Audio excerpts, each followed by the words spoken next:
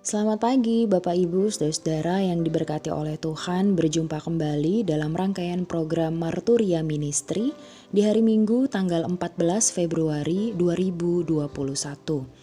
Hari ini kita bersyukur kepada Tuhan atas rangkaian anugerah-Nya bagi setahun pertambahan usia yang dialami oleh saudara-saudara kita, yaitu Bapak Sutaji, Ibu Sulastri Hartini, Ibu Naomi Mamboai, anak terkasih Mackenzie Valentino B. Sidabutar, Bapak Peter Samuel Hari, Keira Austalia Valentina, Albert Nathanael, dan juga Selin Felicia Purba.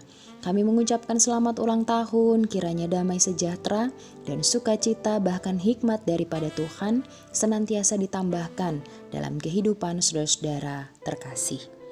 Bapak Ibu saudara-saudara, sebelum kita memulai rangkaian kegiatan kita di Minggu Baru Anugerah Tuhan, sebelumnya mari kita berdoa. Terima kasih Tuhan Yesus karena pertolongan-Mu memampukan kami menapaki hari baru, bahkan minggu yang baru yang terbentang di hadapan kami.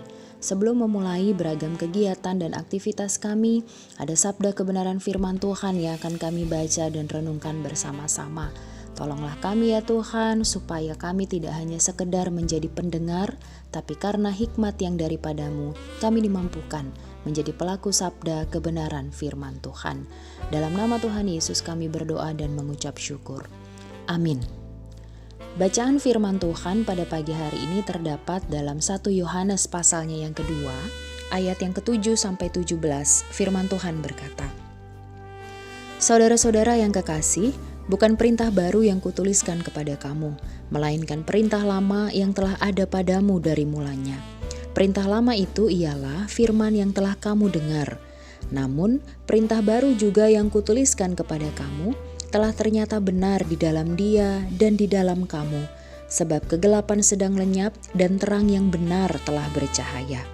Barang siapa berkata bahwa ia berada di dalam terang, tetapi ia membenci saudaranya, ia berada di dalam kegelapan sampai sekarang.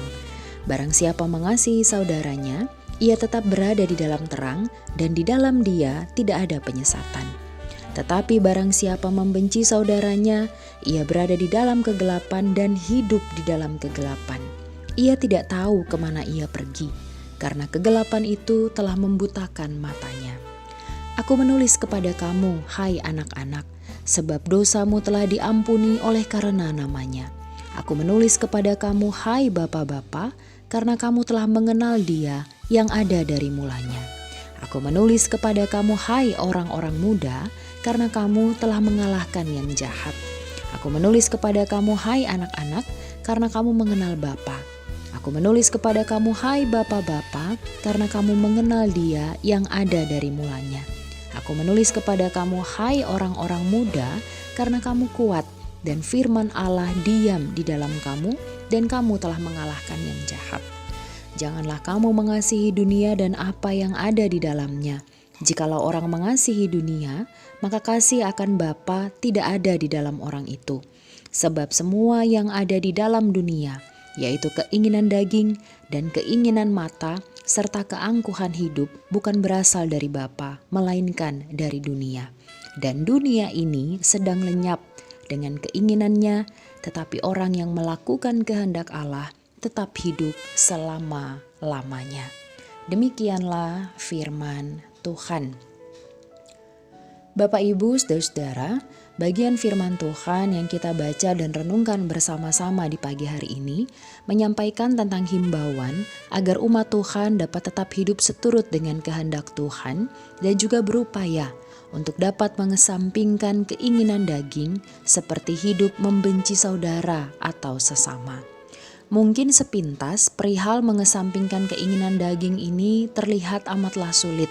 Namun sebenarnya Tuhan menjamin bahwa setiap orang percaya dapat melakukan hal ini karena sejak awal orang percaya telah diampuni dosanya, bahkan sudah diingatkan dengan rangkaian perintah lama dan juga perintah baru. Dari bagian firman Tuhan ini kita belajar bersama bahwa manusia dan dunia adalah dua hal yang tak terpisahkan karena manusia ada di dalam dunia. Namun Bukan berarti bahwa manusia harus menjadi sama dengan dunia dan terseret dalam kedagingan, sehingga ciri khas kita sebagai anak-anak Tuhan pun memudar. Di Minggu Baru Anugerah Tuhan, mari terus memohon hikmat-Nya agar kita dimampukan untuk mengesampingkan keinginan daging atau duniawi kita, dan sebaliknya kita dapat menjadi terang bagi dunia ini dengan pertolongan Tuhan. Tuhan Yesus memberkati kita sekalian. Amin. Mari kita berdoa.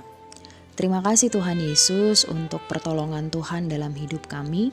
Bahkan ketika mengawali minggu yang baru, ada sabda kebenaran firman Tuhan yang dapat kami baca dan renungkan bersama-sama. Kami mohon hikmat dan pertolongan Tuhan supaya kami dimampukan untuk dapat mengesampingkan keinginan daging dan duniawi, dan sebaliknya kami dapat menjadi terang bagi dunia ini hanya karena pertolongan Tuhan. Kami siap melangkah di hari yang baru, bahkan di minggu baru yang terbentang di hadapan kami. Kami yakin ketika Tuhan mengizinkan kami memasuki minggu yang baru, maka pertolongan yang daripada Tuhan pun akan mengiring langkah kami.